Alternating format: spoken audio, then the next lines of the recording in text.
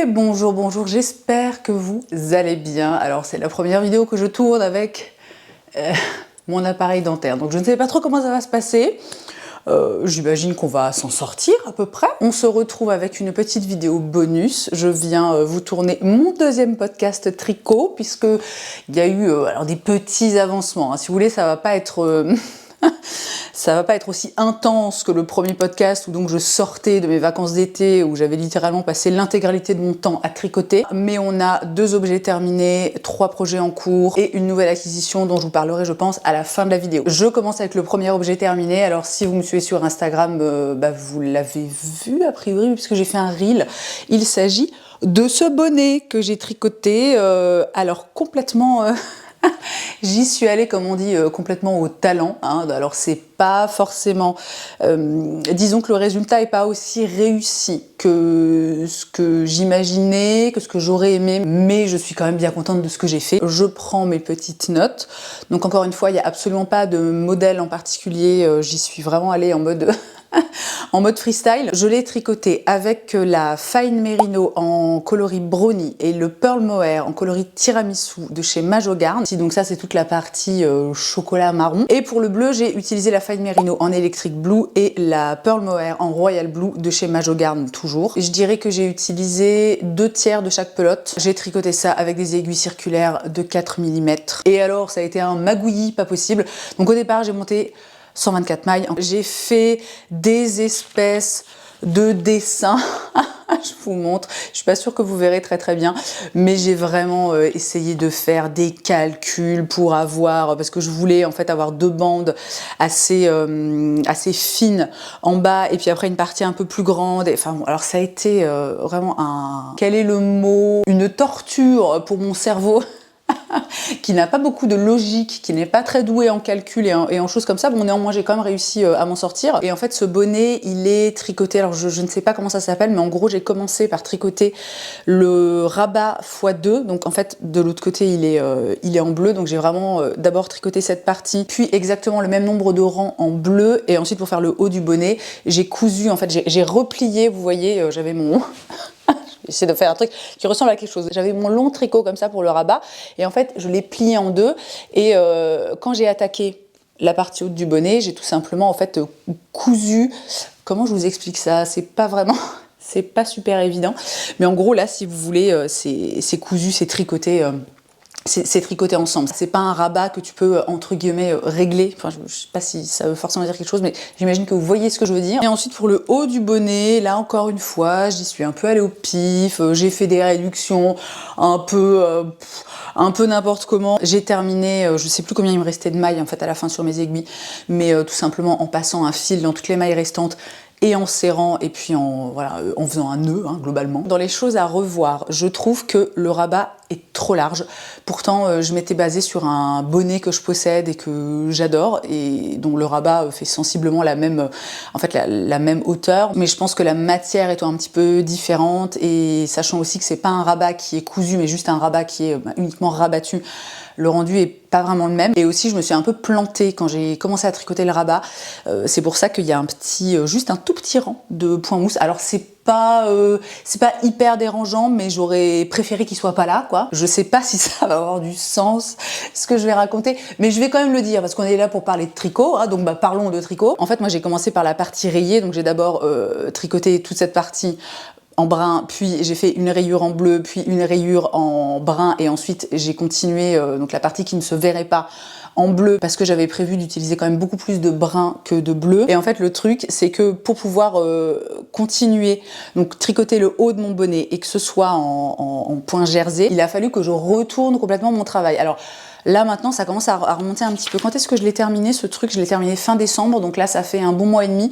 Je vous avoue que je me souviens plus exactement de tous les détails, mais toujours est-il que c'était un peu bancalou. Bon, alors néanmoins, je suis quand même très contente du rendu. Je trouve qu'il est très joli. Les matières, franchement, Majogarn, là, moi, énorme coup de cœur pour cette marque. Je trouve que leurs fils sont d'une qualité absolument fabuleuse. Les coloris sont magnifiques. C'est vraiment un bonnet qui tient extrêmement chaud puisque c'est un mélange de mérino et de mohair. Donc autant te dire que vraiment t'es bien. Et bon, pas un projet parfait, mais on est quand même content. Mon Deuxième objet terminé, si vous avez vu ma dernière vidéo favori, enfin tout du moins mes favoris du mois d'octobre, parce que je ne sais pas à quel moment sortira ce nouveau podcast, vous avez vu que j'ai terminé ma Sophie, c'est pas Sophie Scarf, c'est la Sophie Shawl que j'ai commencé à la rentrée, et alors je suis absolument ravie. Là en plus ça y est, les températures sont en train de chuter de façon, alors on va pas dire drastique, mais en gros ça commence à cailler, tu vois, tu sors plus sans un manteau, une écharpe, voire un petit bonnet. Je l'ai tricoté avec le fil cachemire de chez Cardiff, qui est vraiment un fil d'une très très belle qualité.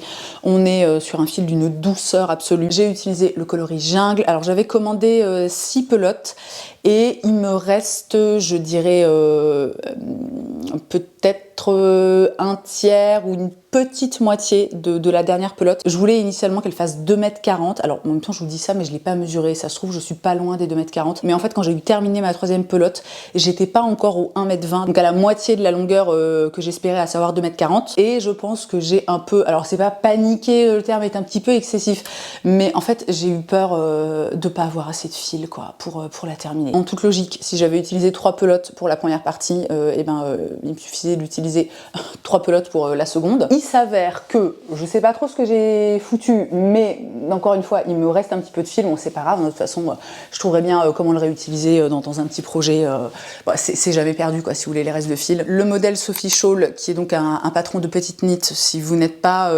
coutumier et coutumière, c'est vraiment d'une facilité absolument déconcertante, il suffit vraiment d'avoir les bases du tricot. C'est un modèle qui est très facile à tricoter, qui est aussi très agréable à tricoter, même si là, le fait de l'avoir faite en fait aussi longue, bon, ça a été justement un peu long. C'est vrai qu'à la fin, j'en avais un peu marre. Il y a eu peut-être 2 semaines où je l'ai complètement laissé de côté parce que j'en avais vraiment ma claque. Qu'est-ce que je peux vous dire d'autre à propos de cette écharpe? Un petit mot sur le fil que franchement, j'ai trouvé ultra agréable à utiliser. Il glissait bien, mais pas trop. J'ai eu aucun, vous savez, dans les pelotes, il n'y a eu aucun, entre guillemets, défaut. Parfois, j'ai eu ça d'ailleurs notamment hier soir dans une pelote de Peer Gynt. Parfois, tu as des nœuds en fait au milieu des pelotes. Enfin, pas des nœuds en mode le fil s'est emmêlé, mais des nœuds en mode 2 fils ont été reliés l'un à l'autre. Donc ça, bon, j'avoue que je trouve toujours ça un peu mif-mof. Alors c'est pas très grave, moi ça me dérange pas outre mesure, mais là en l'occurrence avec la cachemire de chez Cardiff, aucun souci, vraiment très très belle qualité. Après, les pelotes sont pas données. Est-ce que j'ai noté le prix? J'ai pas noté le prix, mais comme l'épisode précédent, je vous ferai de toute façon une espèce de petite fiche récap que je vous afficherai genre quelque part par là, avec toutes les infos que je viens de vous donner, et puis je rajouterai le prix. Ah, alors je vais quand même... Petite mention d'honneur, bien que je ne l'ai plus avec moi, puisqu'en fait je l'ai fait pour un de mes amis, j'ai tricoté... C'est vraiment, j'ai adoré le rendu. J'ai tricoté un petit bretzel, je vous insère une photo. J'ai pas pensé à faire de vidéo ou plus de photos, j'ai vraiment juste fait clac avant de partir, une petite photo juste pour le souvenir. Donc j'ai fait ce petit bretzel qui est vraiment trop mignon. C'est un truc que j'ai déjà vu régulièrement sur les réseaux sociaux ou sur YouTube. Alors ça a été d'une facilité absolument déconcertante. C'est-à-dire que j'ai juste fait un boudin en e-corde. Je crois que j'avais 5 ou 6 mailles sur mes aiguilles. J'ai tricoté ça avec la Peer Gynt en teinte.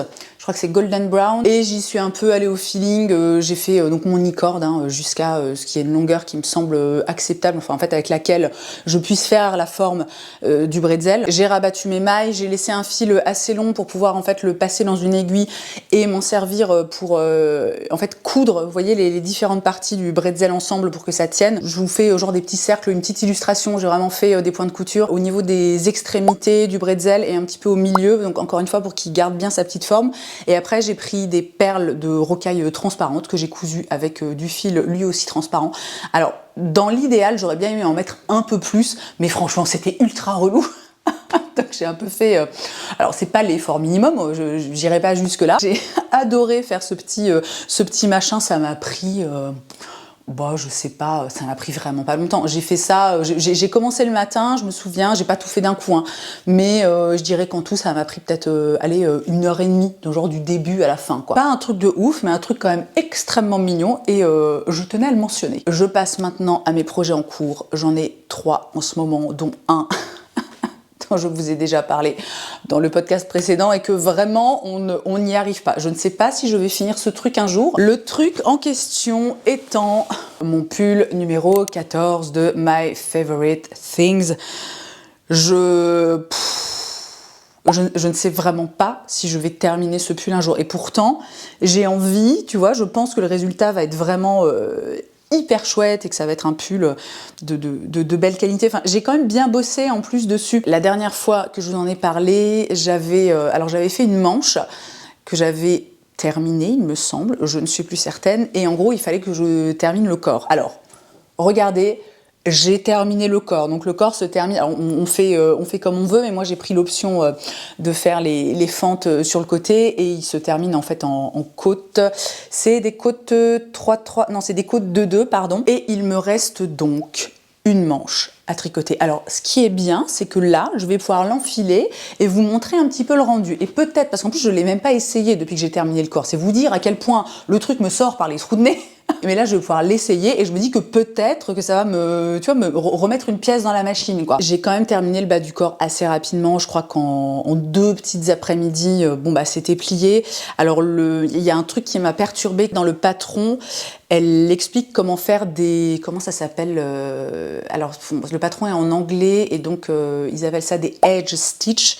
C'est vraiment les points des bords en fait et c'est pour avoir une bordure qui soit un petit peu jolie. Et alors, je ne sais pas si c'est pas très bien expliqué dans le patron ou si c'est moi qui n'ai pas compris, mais alors moi, ça m'a donné un truc absolument horrible et où en fait tout le bord était complètement ratatiné comme ça sur lui-même. Donc je vous le donne en mille, j'ai dû défaire tout mon ribbing. Bon, alors c'est toujours pareil, hein, je continue à ne regarder que du contenu tricot en anglais, donc les termes en français me viennent très, très difficilement. J'ai dû défaire toutes mes côtes, voilà, c'est ça le mot qu'on cherche. Et comment j'ai fait ensuite, je ne me souviens plus. Est-ce que je l'ai noté quelque part? Sûrement. Ah oui, voilà, alors j'ai noté que pour le bas du corps, donc c'est des côtes de 2, effectivement, que les explications n'étaient pas super claires dans le patron pour le edge stitch.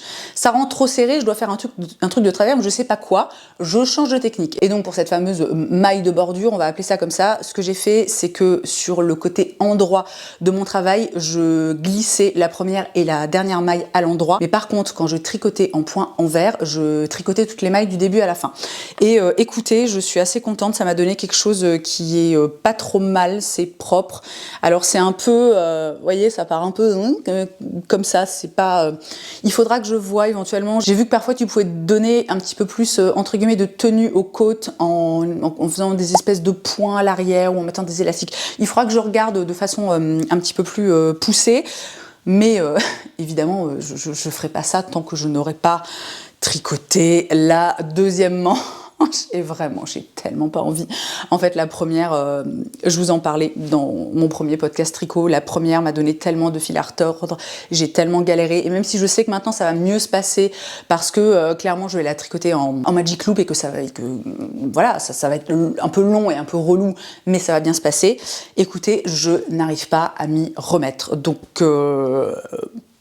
voilà, c'est comme ça. Il faut accepter aussi que parfois il y a des projets qu'on laisse en suspens pendant pas mal de temps. C'est sûr et certain qu'un jour je le terminerai parce que c'est quand même énormément, alors déjà d'investissement d'un point de vue financier et surtout un si grand investissement de temps et d'énergie, tu vois, et d'effort pour faire ce truc. Donc c'est évidemment hors de question que je laisse moisir dans un coin. Néanmoins, je sais pas quand la flamme, j'ai envie de dire, va revenir en moi. J'aimerais bien que ce soit avant la fin de l'hiver, je vous le cache pas. Mais écoutez, l'avenir nous le dira. Mon deuxième projet en cours, le voici. Regardez-moi ces couleurs absolument mais ravissantes. Là comme ça ne paye pas de mine, mais il s'agit en fait d'un bonnet. J'ai commencé à tricoter. Attendez, là il faut aussi que je reprenne mes notes parce que moi je ne retiens pas les noms des trucs, des modèles, des designers, tout ça, ça me... C'est donc le modèle Easy Beanie de Le Pull. Alors le Pull, c'est le nom de la marque, de la designeuse, je sais pas comment dire. Le site, c'est Le Pull Studio. Oh, des très très très très beaux modèles. Là, vraiment, sur ce site-là, c'est incroyable. J'adore ce que fait cette personne. Je crois que c'est une femme, mais je ne suis pas certaine. Elle est beaucoup dans un travail de couleur que je trouve hyper beau, hyper intéressant. L'idée, c'est beaucoup d'utiliser en fait des restes de fils, de pelotes dont on ne sait pas trop quoi faire. ce qui est un petit peu le cas de ce projet-là, puisque je le tricote avec de la Peer Gynt de Sandnes Garn en teinte Vinrode. C'est une pelote que j'avais achetée vraiment toute seule pour faire des échantillons pour la Olga Jacket de Petite Knit, et au final je me suis pas décidée pour cette couleur, donc il me restait cette pelote en fait quasiment entière. J'utilise aussi, et c'est le coloris orange là, hyper beau, hyper vibrant, toujours la Peer Gynt mais en coloris spicy orange. Ça c'est une pelote que j'avais utilisée pour faire le pompon du bonnet que j'avais tricoté pour mon fils cet été. Bonnet que accessoirement il ne met absolument jamais, il est trop petit, ça ne va pas. Faut savoir qu'en plus mon fils a les cheveux longs, donc évidemment on lui attache, donc il a, enfin quand il va à l'école principalement, donc il a toujours un chignon, et en fait il lui faut un bonnet qui soit assez haut et assez grand. Bon bref, c'est un fail absolu. Mais c'est pas grave, hein, c'est l'intention qui compte. Et pour le jaune, j'utilise cette pelote que j'ai depuis des années. C'est le fil Pingo Queen de chez Pingouin. Et c'est alors 90% acrylique, 10% alpaga. C'est un fil qui est assez fluffy comme ça, qui est vraiment très très doux. J'avais tricoté un bonnet pour mon fils il y a quoi, il y a peut-être 2 ans. D'ailleurs ce bonnet-ci lui va quand même. Il est parti avec à l'école ce matin. Comme quoi je ne loupe pas tous les bonnets que je tricote. Je tricote ça sur des aiguilles de 5 mm. J'ai quand même fait un petit échantillon avant de me lancer, notamment pour voir un peu l'agencement des couleurs et les différents en fait, coloris que j'avais envie de mettre ensemble. Au départ, j'avais pris beaucoup plus de couleurs, beaucoup plus de types de fils différents, et en fait, je me suis dit, bon, on va essayer de pas foirer un énième bonnet, donc on va rester sur un truc entre guillemets assez simple.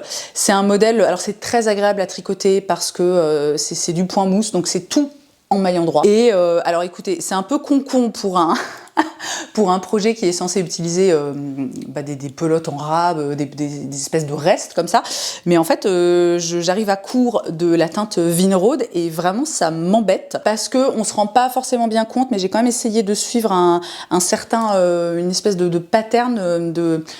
Ah, c'est quoi le mot? Je n'ai pas les mots. Bon, j'espère que vous êtes bilingue, hein, de l'autre côté de cette vidéo, parce que c'est pas facile sinon. En gros, j'ai envie de continuer comme ça, j'ai envie que cette espèce de bordeaux assez profond reste quand même assez majoritaire dans le bonnet. Donc, encore une fois, complètement débile, mais j'ai commandé une autre pelote de Peer Gynt en teinte Vinrode. Voilà, alors j'en ai profité pour prendre du fil pour un nouveau projet. Écoutez, tant qu'on y est, bon, hein, voilà. Et pour finir sur ce projet, en fait le concept, donc ça s'appelle le Easy Beanie parce que vraiment tu tricotes une espèce de long rectangle que ensuite tu couds. Alors là évidemment c'est beaucoup trop petit, mais ensuite tu fais une couture invisible. Vers le haut du bonnet, tu passes un fil et tu resserres toutes les mailles, un petit peu comme ce que j'ai fait sur celui-là, mais bon, encore une fois, celui-ci j'ai quand même fait des diminutions. Et une fois... Quelle mise en scène incroyable! Une fois que tout est cousu, en fait tu fais juste ton petit rabat comme ça, c'est-à-dire que tu replies simplement le bonnet, et ça te donne quelque chose qui ressemble à ça, et je pense vraiment que ça va être extrêmement joli. J'ai très hâte que ma deuxième pelote de Peer Gynt coloris Vinrode arrive et de pouvoir terminer ce truc. En plus c'est extrêmement rapide quoi. Là j'ai dû, je sais pas, j'ai dû faire ça en... Allez, 3 heures peut-être. Bon, je fais pas hyper attention au timing, mais vraiment c'est super facile à tricoter, hyper rapide. Vraiment c'est trop bien quoi. Et enfin, mon dernier projet en cours, et je suis vraiment contente parce que j'ai eu un petit peu de mal à m'y mettre. Je vous en avais parlé dans mon précédent podcast et j'avais déjà fait les swatchs. Je considérais que c'était... un projet qui était déjà commencé, hein, ayant fait des swatchs. Mais bon, à un moment, tant que t'as pas monté tes mailles sur tes aiguilles et que tu t'es pas vraiment lancé... Donc voici, attendez, je me recule un petit peu, mon avancement dans ma Olga Jacket. Et alors, je suis trop heureuse. Le rendu est trop cool.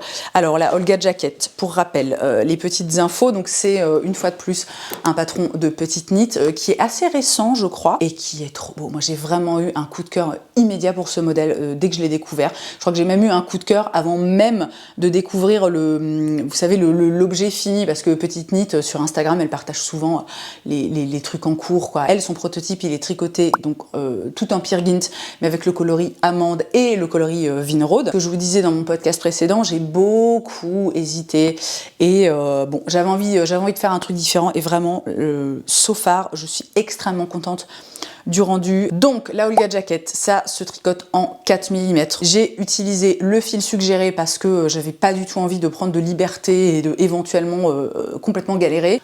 Excusez-moi, un petit problème de batterie, j'en étais où? Donc on commence pour ce modèle par tricoter l'empiècement du dos avec les merveilleux rangs raccourcis à l'allemande. Je ne me remettrai jamais du nom de, je sais pas, de cette technique. Alors technique qui m'a beaucoup impressionnée de prime abord.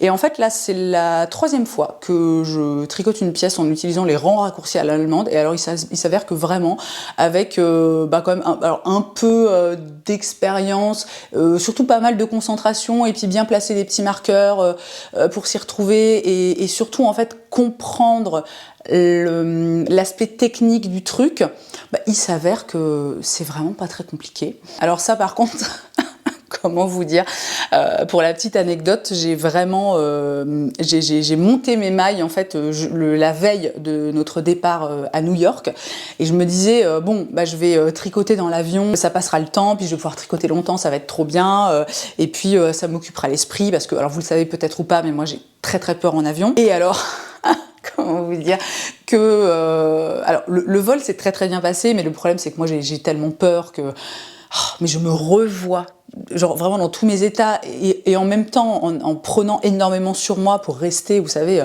globalement impassible. Je me revois là dans l'avion essayer de faire mes rangs raccourcis à l'allemande, j'y arrivais pas du tout. C'était horrible. Du coup, en fait, il s'avère que dans l'avion, j'ai pas énormément avancé, même au retour, parce que on a voyagé de nuit et déjà il y avait pas de lumière et moi j'ai essayé quand même de dormir un maximum dans l'avion. Par contre, là où c'est cool, c'est qu'on a fait New York-Boston en voiture, c'est quand même 4h30 de trajet et là j'ai pu, tu vois. Là en voiture, il n'y avait aucun problème, j'avais pas peur, j'étais pas angoissée, je pouvais être bien concentrée. Donc j'ai bien envoyé. Donc on commence par l'empiècement du dos, ensuite on relève les mailles aux extrémités pour quoi? Pour former les épaules. Si je me souviens bien, il y a des augmentations au niveau des épaules. Ensuite, il faut monter 6 mailles pour faire... donc ça va être en fait la... Ben non, ça va pas être la patte de boutonnage, mais c'est en fait c'est l'avant. Ça, vous voyez rien. Là, mon cadre est pas assez... Si je vous élargis un petit peu, là, on voit un petit peu mieux. Mais d'ailleurs, je peux l'enfiler. On va pas être très heureux avec mon gilet. Voilà, vous voyez un petit peu le rendu. Ensuite, on joint l'épaule droite, le dos et l'épaule gauche sur son aiguille circulaire, mais tout en tricotant en fait en aller-retour. Et je suis, l'air de rien, tranquillement en train d'arriver au bout du corps. Il doit me rester, je pense qu'il faut, si je me souviens bien, il faut que je fasse encore 3 rayures et je passerai aux côtes. Donc écoutez, un projet qui avance vraiment très bien, très facile à tricoter. J'ai pas, à part... un petit moment de galère dans l'avion où, bon, à un moment je me suis résignée, mais c'était plus parce que c'est pas que c'était techniquement difficile, c'est juste que moi j'étais pas en état en fait de me concentrer sur une tâche qui demande quand même voilà, d'être appliquée et concentrée et d'être un peu dans le truc, enfin tout du moins pour moi. J'étais pas dans le mood en fait, ça n'allait pas, mais sinon vraiment aucune difficulté. Je tricote le soir, parfois devant la télé, genre quand on regarde Koh-Lanta. Où l'amour est dans le pré. C'est tricoté sur des aiguilles de 4,5, donc l'air de rien, ça avance quand même vachement bien. Le seul truc que je trouve un peu relou, c'est que c'est tricoté en aller-retour, comme c'est un cardigan. Donc c'est constamment un rang droit, puis un rang envers, et moi vraiment, tricoter en envers, ça me saoule à mort. Mais comme ça avance vite, franchement, j'ai pas vraiment grand chose dont je puisse me plaindre avec ce modèle. Ce que j'appréhende un petit peu par contre, c'est quand il va falloir, parce qu'il me semble que c'est comme ça que ça fonctionne, parce que là sinon je vois pas trop comment le truc va être branlé, mais il me semble qu'il faut en fait pour la boutonnière, enfin pour les boutonnières, il faut relever toutes les mailles, genre tout le long comme ça du gilet. Donc ça va être extrêmement long, extrêmement pénible, même si ça aussi, en fait, à force de m'entraîner, j'arrive de mieux en mieux à relever les mailles. Voilà, ça me pose globalement plus trop de problèmes, mais c'est toujours, je trouve toujours ça un petit peu relou, quoi. Et je crois que j'ai pas grand-chose de plus à dire sur ce projet, si ce n'est que je suis vraiment motivée, je travaille pas mal dessus, dès que j'ai un petit peu de temps, à la fin de la journée, ou quand de temps en temps, je me fais une petite pause. Bon, en ce moment, c'est un peu compliqué parce que j'ai beaucoup, là c'est la fin de l'année, donc j'ai j'ai pas mal de taf, non pas que j'en ai pas le reste du temps, mais là on va dire que ça a pris un petit level en fait en intensité, donc c'est sûr que j'ai moins de temps pour tricoter, enfin tout du moins j'en prends moins parce que bah voilà. Mais et ben je ne sais plus ce que je voulais dire. On va conclure sur ce projet en disant que j'ai très hâte de le terminer, j'ai bon espoir que pour le prochain podcast tricot, il soit terminé. Et je termine cette vidéo, je vous en parlais au tout début, avec une petite acquisition. Je vous en parlais un tout petit peu avant, moi j'avais vraiment prévu pour le voyage en avion pour aller à New York, de tricoter telle une ouf. Vous le savez maintenant, c'est globalement tombé à l'eau. Mais c'est vrai que j'avais une énorme angoisse, c'était de ne pas réussir à passer la sécurité, quoi. Alors c'est pas la douane, mais vous savez, le truc où tu mets tes affaires dans un bac, ça passe dans un scanner, et puis après toi tu te mets comme ça, enfin... Si vous êtes déjà allé dans un aéroport, je pense que vous voyez de quoi je parle. Je ne sais pas pourquoi je développe comme ça. Bref, ma plus grande angoisse, c'était donc de partir avec mon projet et de me faire confisquer mes aiguilles parce que potentiellement, je sais pas, ils penseraient que je pourrais m'en servir de telle une arme ou je ne sais quoi. Sachant que j'ai des aiguilles de chez Knit Pro, c'est les carbone, je sais plus quoi, je vous insère une image et je vous mettrai la référence dans la barre d'infos si ça vous intéresse. C'est un set d'interchangeables qui est vraiment génial. Alors je suis tellement contente. Je les ai achetés juste avant l'été et je suis tellement heureuse d'avoir investi. Bon, c'était un bon petit billet, mais elles sont absolument génialissimes. Et donc, pour cette histoire d'avion, j'avais fait des petites recherches, et puis je regardais, littéralement, je suis allée jusqu'à regarder des vidéos de gens qui expliquent comment ils prennent l'avion avec leur matériel de tricot. Et ce qui ressortait pas mal, c'était que les gens, pour pouvoir passer les contrôles de sécurité avec leurs aiguilles et avec leurs projets, utilisaient tout simplement des aiguilles en bois ou en bambou. Alors, l'idée, moi, me ravissait pas des masses, parce que quand j'ai recommencé à tricoter, il y a... allez, peut-être 2-3 ans, j'ai utilisé des aiguilles en bois, j'avais acheté une espèce de kit sur Amazon, elles étaient d'une qualité déplorable, ça raccrochait dans tous les sens, enfin franchement c'était vraiment pas une partie de plaisir. Je vais resserrer un peu le cadre parce que j'ai l'impression de, je sais pas, d'être complètement perdue là dans mon cadre, donc j'avais pas vraiment un souvenir hyper agréable en fait des aiguilles en bois. Et en faisant des recherches, je suis tombée sur celle-ci. Alors, vraiment, la pochette est hideuse. J'ai reçu le truc, j'étais là, oh mon dieu, ah cette couleur est absolument horrible. Bon néanmoins, elle est hideuse, mais alors elle est extrêmement pratique. Il s'agit donc des Adi Click. Adi, si je ne m'abuse, étant la marque, je crois que c'est une marque allemande. Et à l'intérieur, ça se présente comme ceci, c'est aussi donc un set d'interchangeables. Je vous ferai des inserts parce que là, ça ne va pas du tout. Mais vous avez donc des aiguilles qui vont de 3,5 à 8 mm et 3 câbles. Alors là, donc j'en ai un qui est utilisé avec ma Olga Jacket, le deuxième qui est aussi dans mon sac à projet. Et en fait, le principe de ces aiguilles, c'est que, comme leur nom l'indique plus ou moins, en fait, elles se clips, c'est pas du tout des aiguilles que tu visses, ce qui est le cas par exemple de mes carbone, je sais plus quoi, de chez Knit Pro, là, celles que j'utilise tout le temps. En fait, tu les mets comme ça, soit tu pousses et tu tournes, et dans l'absolu, enfin au départ j'ai trouvé que c'était cool parce que j'ai trouvé que c'était une façon très sécurisée d'attacher ses pointes à son câble, mais après coup, pour les avoir donc beaucoup utilisées avec ma Olga Jacket, et puis vous savez j'ai dû mettre des mailles en attente, c'est pour ça que j'avais 2 câbles, machin, et t'as aussi un petit, attendez peut-être que je peux le retrouver. Ah, qu'est-ce que c'est? Mince, j'espère que je l'ai pas perdu, ce serait dommage ça quand même. Bon écoutez, je ne le trouve pas, il faudra que je regarde ça plus en détail quand je serai plus en train de tourner une vidéo, mais en fait vous avez aussi dans le kit juste un tube qui sert en fait à fermer, comment je vous explique ça, vous retirez vos aiguilles, vous avez un tube que vous pouvez accrocher à chaque extrémité, donc ça vous fait ça vous met vos mailles en attente de façon sécurisée. Et ça, je sais pas, j'ai trouvé que c'était difficile. Tu sais, pour peu que t'aies les mains un peu qui glissent ou je sais pas quoi, j'ai trouvé que c'était difficile déjà de trouver le bon angle et puis de réussir à tourner pour que ça se clipse bien. Alors, c'était pas du tout infernal et ça m'a pas non plus mis des énormes troncs dans les roues, j'ai envie de dire. Mais à choisir, moi je trouve que le système des aiguilles qui se vissent et où tu sais, tu mets toujours cette petite pièce là, il y a un petit trou en fait à l'extrémité du câble, sur la partie avec le, comment ça s'appelle, le pas de vis. Tu sais, tu passes un petit machin comme ça tout fin, limite une espèce de petite aiguille, et ça te permet d'avoir une bonne pression en fait pour bien visser tes aiguilles et pour tout simplement qu'elles ne se dévissent pas en cours de route. Et écoutez, moi j'ai quand même tricoté un nombre relativement conséquent, on va dire, de projets avec des aiguilles qui fonctionnent comme ça, et je n'ai jamais eu aucun souci. Dans tous les cas, ça reste toujours une affaire de préférence et d'habitude. Hein. Je vous dis, c'est pas dramatique, mais moi je kiffe pas pas particulièrement le truc. Néanmoins, je tiens à dire que je suis très contente, enfin, donc ce petit machin mis à part, qui reste assez anecdotique, hein. Je suis très contente de ces aiguilles et il s'avère que c'est très agréable de tricoter avec ces aiguilles. Alors il me semble que c'est du bambou, si je ne m'abuse. Elles sont vraiment, elles sont bien lisses. Alors après, c'est quand même une marque de qualité. C'est encore une fois, c'est pas un truc, c'est pas comme les aiguilles que j'avais payé, je sais pas, il y en avait 45, j'avais payé ça 20 balles 50 sur Amazon.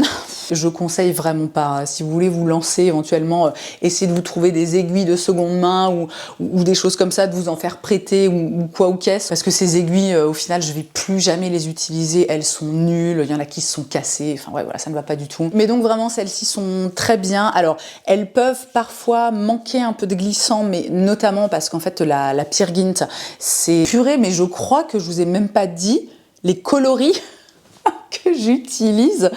Oh, mais quel gros navet! Vraiment, les vidéos sont toujours aussi bien organisées. En même temps, vos retours suite au premier podcast tricot étaient plutôt positifs. Personne n'avait l'air genre horrifié par ma façon de présenter les choses. Donc, on va continuer comme ça, vous savez quoi. Puis, dans l'absolu, j'ai envie de vous dire, c'est à prendre ou à laisser, hein. En revenir à ces aiguilles, la Peer Gynt, c'est quand même une laine qui a un petit côté un peu rustique. C'est pas du mohair ou même du cachemire où il y a vraiment un très grand glissant en fait du fil. Donc parfois c'est vrai que ça raccroche un tout petit peu, mais ça reste, je trouve, très raisonnable. Elles sont vraiment bien fichues. La pointe est assez pointu, j'ai envie de dire. Alors je suis pas sûre maintenant si je tricotais vraiment avec du mohair ou un fil très fin, je sais pas, ce serait sûrement possible, mais je suis pas sûre que ça me plairait. Pour ça, vraiment, encore une fois, mes Knit Pro carbone machin truc là, elles sont absolument mais fabuleuses. Bref, pour conclure sur ces aiguilles, je suis pas certaine, moi si je devais vous recommander, disons que si vous avez envie d'investir, si je devais recommander parmi ce que je connais, des aiguilles, un set d'aiguilles, je le redis encore une fois, on va croire que cette vidéo est sponsorisée par la marque, alors que vraiment pas du tout, hein, je les ai achetés avec mon propre argent. S'ils passent par là et qu'ils veulent vraiment m'envoyer des cadeaux, alors moi je suis complètement ouverte, hein. Mais donc les carbones de Knit Pro, alors c'est pas le terme complètement exact, mais je vous mettrai la référence dans la barre d'infos. C'est un investissement au départ, mais elles sont absolument fabuleuses, elles sont légères, elles sont bien pointues, ça va, je ne sais plus, je crois que ça va de 3 à 8 mm.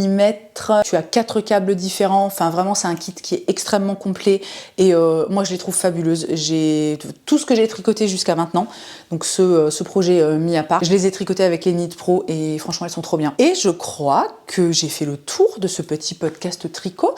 Écoutez, j'espère que ça vous aura plu, que vous aurez passé un bon moment, que ça vous aura peut-être... Alors ça, pardon, petite parenthèse, alors ça me fait trop plaisir. Je reçois de temps en temps des DM de certaines d'entre vous qui me disent « J'ai regardé ton dernier podcast tricot » ou alors à force de devoir parler de tricot, montrer des trucs, etc., tu m'as trop donné envie de tricoter et je m'y suis mise. Et alors ça, mais ça me fait une joie dans le cœur, mais incommensurable. Ce matin encore, il y a l'une d'entre vous, alors qui était déjà tricoteuse, mais qui avait arrêté depuis 25 ans, je crois, qui m'a envoyé un DM sur Instagram en me montrant en fait avec une petite photo où elle a commencé en fait une Sophie Shawl de petite knit et elle m'a dit qu'en gros je lui avais donné envie de recommencer à tricoter. Vraiment ça me procure un plaisir et une joie incommensurable. Donc une fois de plus, si ça peut vous motiver, si ça vous intrigue, si vous avez envie à mes vidéos et à mes contenus de façon plus globale, de vous lancer, vous relancer dans le tricot, c'est génial. Voilà, moi c'est tout, j'ai envie de dire que limite c'est tout ce qui m'intéresse. Hein. Et je ne sais plus où j'en suis. Je crois que j'en étais à, j'espère que ça vous a plu. Si c'est le cas, vous connaissez la marche à suivre. N'hésitez pas à laisser un petit pouce en l'air car c'est une belle façon de nous soutenir, nous les gens qu'on fait des vidéos sur YouTube. Si vous êtes nouveau par ici et que vous avez passé un bon moment, n'hésitez pas à vous abonner. Alors il faut quand même savoir que le tricot n'est absolument pas mon sujet principal. Ici on parle... globalement, on parle de tout, on parle de la vie et c'est vachement bien, c'est vachement sympa. Si vous avez envie de me voir de façon un peu plus régulière, n'hésitez pas à me retrouver sur Instagram. Et dans tous les cas, merci d'avoir passé ce moment avec moi. Je vous souhaite une très belle journée, je vous embrasse et je vous dis à la prochaine. Et franchement, je m'en suis vraiment pas mal sortie du tout, j'ai l'impression, avec mes chicots là. Je suis vraiment contente.